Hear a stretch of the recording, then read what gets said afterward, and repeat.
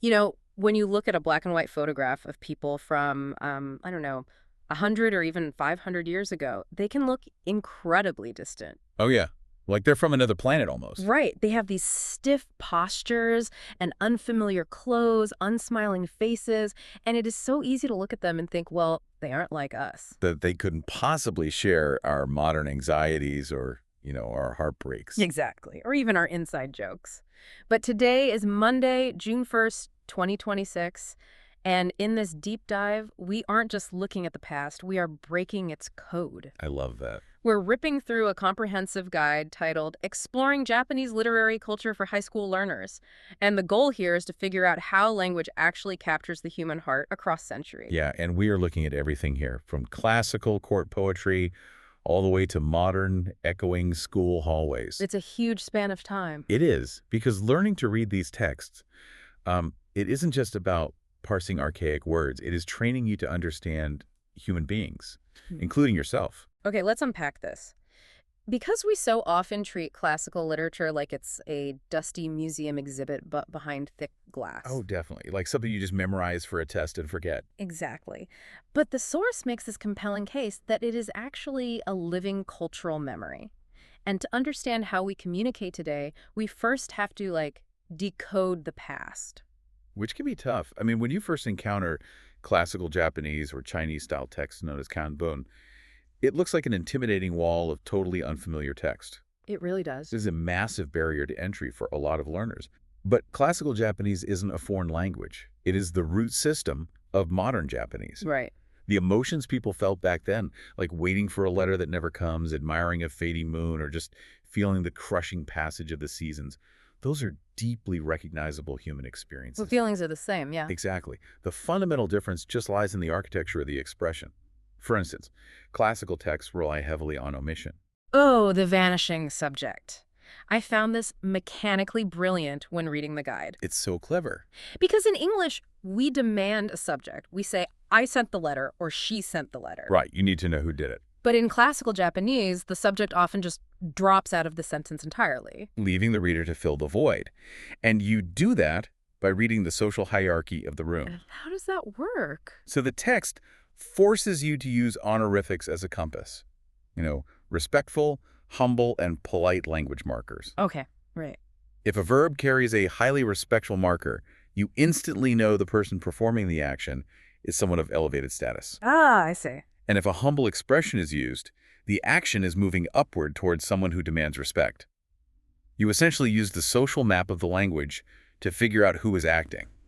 It's like doing detective work using manners. It really is. It completely rewires your brain to consider social dynamics before you even understand the action of the sentence, and the vocabulary itself carries these incredibly rich, shifting emotional weights. Weights that really don't map perfectly to modern translations. Yeah. Take the classical word aware. Oh, that's a great example. Today, a related modern word might just translate to pity or sadness. But classically, aware functioned as a profound internal resonance. Like a deep emotional movement. Exactly. Pathos or a sort of sad beauty. And you can compare that to okashi, which is also a positive emotional response, but the frequency is completely different. Right, okashi is much lighter. Yeah, it's a bright, charming, delightful observation. It's the intellectual pleasure of noticing something clever or elegant. And I love how these words trace the evolution of human values over time. Take arigatashi, for example. Oh, the gratitude one. Yes. Originally, it literally meant rare or difficult to exist. Yeah. But think about the underlying logic there. Because something is rare, it is valuable. Exactly. Over generations, the meaning shifted from statistically unlikely to precious, which eventually birthed the modern sense of gratitude, arigato. We map human gratitude to statistical unlikelihood. That is so wild. It is. Or look at the word utsukushi. Today, we translate it simply as beautiful. Right. But originally, it meant dear or lovely, Yeah. specifically directed towards something small, fragile, or beloved. Words are shaped by generations of human use. They carry the fingerprints of everyone who spoke them. Beautifully said. And this brings us to another fascinating doorway into classical thought. Kanbun. The classical Chinese texts absorbed into Japanese intellectual culture, right? Yes.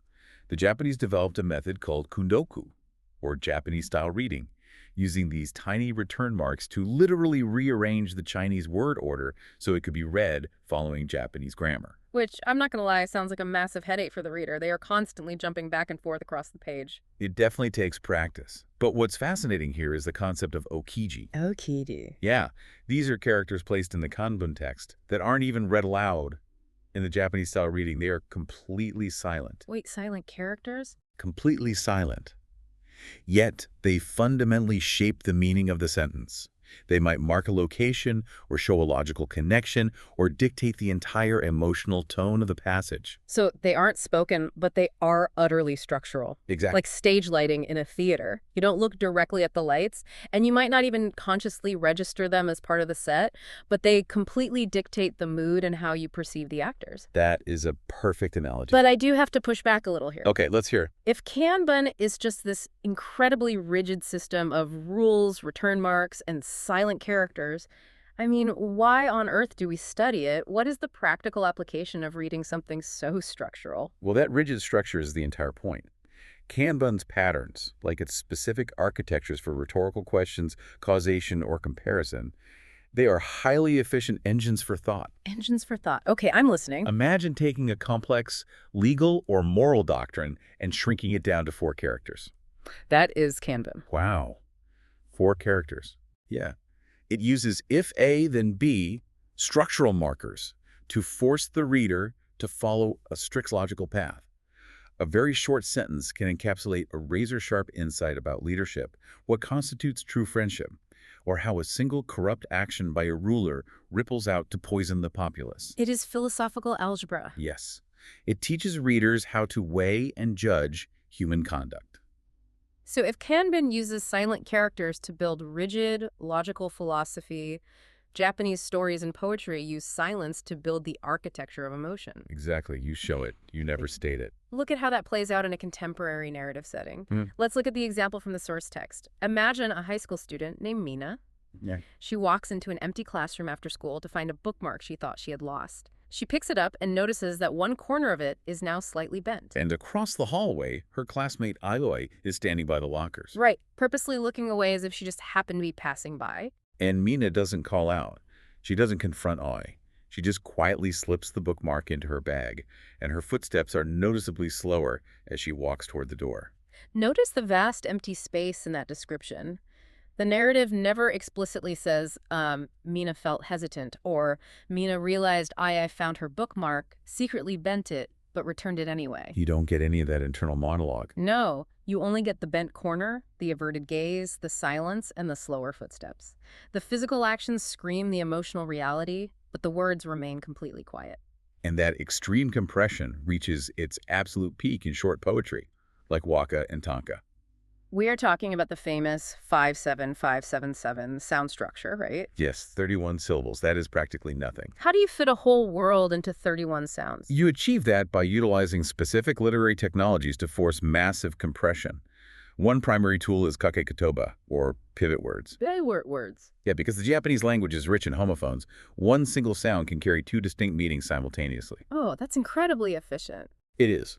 One meaning is usually rooted in the physical, natural landscape, while the other is rooted in complex human emotion. It's far more than a pun. It's a hinge that seamlessly connects the outer world to the inner landscape. Wow. And another critical technique is engo, or associated words. Let's unpack the engo technique because it completely changes how you experience a poem. It really does. If a poet uses the word shore, and then in the next line uses tide, and later waves and boat, they are building this invisible thematic network. Right. On the surface, the poem might be about a letter never sent to a distant lover. But because of those associated aquatic words, the reader physically feels the vast distance, the rhythmic hesitation of the tide, and the terrifying pull of the relationship. And that associative network is designed to produce yojo, which translates to lingering feeling. Lingering feeling. Yeah, it is the emotional resonance that hangs in the air long after the poem's final syllable is spoken. Western poetry often seeks a conclusive ending, a final thought. Like wrapping it up with a neat bow. Exactly.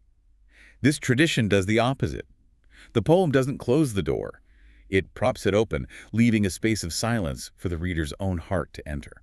So what does this all mean? I mean, I love the idea of a lingering feeling, But how do we know we aren't just overthinking it? The classic English class dilemma. Right. If a poet from 800 years ago mentions the moon, maybe they were just looking out the window and saw a rock in the sky.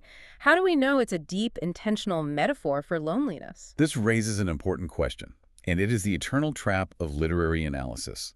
But the text gives us an antidote, which is a golden rule for reading comprehension. You must move from somehow to because. And somehow to because. Yes, an interpretation cannot just be a random, floating impression. It must be rigidly grounded in textual evidence. You don't get to just say a poem feels sad. You have to locate the exact mechanism that generates the sadness. Wait, so if the poet just says the moon, it's just the moon. But if they say the moon hiding behind a ragged cloud, the ragged cloud is the because. It's the architecture of the sadness. Precisely. The imagination gives your reading its reach, but the textual evidence gives it structure. Moving from somehow to because prevents wild guessing and forces you to actually engage with the author's intentional choices. That is a phenomenal rule for life, honestly. Moving from somehow to because. It really is. And if poetry is about compressing massive emotion into a tiny space of silence, what happens when a writer has the space to stretch out? Does that silence disappear, or does it just change shape? That is exactly where the Japanese essay comes in. Because while a short poem compresses, the essay takes a tiny mundane detail and stretches it into a profound reflection. Right. The focus of the essay is the writer's sensibility, their unique perspective. You don't need to survive a shipwreck or fight in a war to write a good essay. The strength lies entirely in quiet, deliberate observation of the mundane. There are two examples in the guide that perfectly illustrate this. In one, a writer simply notices a tiny hairline crack in an old mug they use every single day. Oh, I love that one. Yeah, that tiny, almost invisible crack prompts a sudden, overwhelming realization of how quietly time passes. The mug didn't break all at once, you know. It aged slowly, day by day, right alongside the writer. It's so relatable. And in a second example, a writer finds an old, faded train ticket tucked inside a used book. They can't even remember where they were traveling that day. But simply holding the ticket brings back the biting sound of the station wind, the rumble of the arriving train. Yes. The writer notes that even though the memory had vanished from their mind, the paper had remembered the air around it. The painter had remembered the air around it is a breathtaking personification. It's gorgeous. It really is. And it reveals the core structure of the Japanese essay, which is the movement from event to awareness. The essay is not actually about a cracked ceramic mug, and it certainly isn't about a piece of cardboard from a train station. Right. It is about the sudden expansion of awareness that follows the observation. The physical object is just the doorway. The thought is the room you enter. I have to admit, if I found an old train ticket in a book, I'd probably just throw it in the recycling bin. Same here, honestly. I wouldn't stop to think, the paper remembered the air. It makes me realize how much of daily life I am just sleepwalking through. This is the ultimate life hack for mindfulness. You don't need an action-packed, dramatic life to be a deep thinker. You just need to practice the art of noticing the things you usually walk right past. And cultivating that sensibility prepares you for the complexities of the modern world. Because when that quiet observation collides with the crowded, industrialized modern city, literature and the Japanese language itself has to adapt. It has to capture a totally new set of contemporary anxieties. The Exactly. struggle to define the self, crushing family pressure, the lingering ghosts of war, and that highly specific, unique loneliness of the city. That feeling of being completely isolated while surrounded by hundreds of people, shoulder to shoulder on a crowded commuter train. Modern stories often drop their most profound existential moments right into very ordinary, clinical, contemporary settings. Think about the modern student example from the text. Let's call her Yui. Okay. She is sitting in a classroom long after the final bell has rung. She's staring down at a mandatory career survey form, and the line for her first-choice future is totally blank. And she looks out the window at an empty white soccer goal on the athletic field. Right, the blank line on the paper and that empty white goal perfectly mirror her internal, unspoken uncertainty. The white netting is literally a blank canvas, reflecting her inability to picture her own future. To express these incredibly modern, layered inner conflicts, the Japanese language evolved an entirely new architecture, splitting its vocabulary into 3 distinct layers. Oh, this is fascinating. First, you have native Japanese words. These are your foundational words, often soft, deeply connected to the body, to nature, and to direct, intimate emotions. Then you have the Sino-Japanese words, which are built from Chinese characters. These are your abstract, precise, highly formal Right, words. they're the tools you use for navigating society, politics, and rigorous academic thought. Finally, you have loanwords, often written in the angular katakana script, which are pulled directly from other languages, predominantly English. These inject a modern, technological, or highly specialized feeling into the sentence. And how they interact is brilliant. Here's where it gets really interesting, because choosing between these three layers is exactly like choosing a filter on a photograph. It completely alters the emotional temperature. Let's hear an example. Let's look at a really simple concept: water. If you want to talk about water and you use the native Japanese word mizu, it feels intimate, natural, like a cold stream or a drink you hand to a friend. Yeah, it has a warmth to it.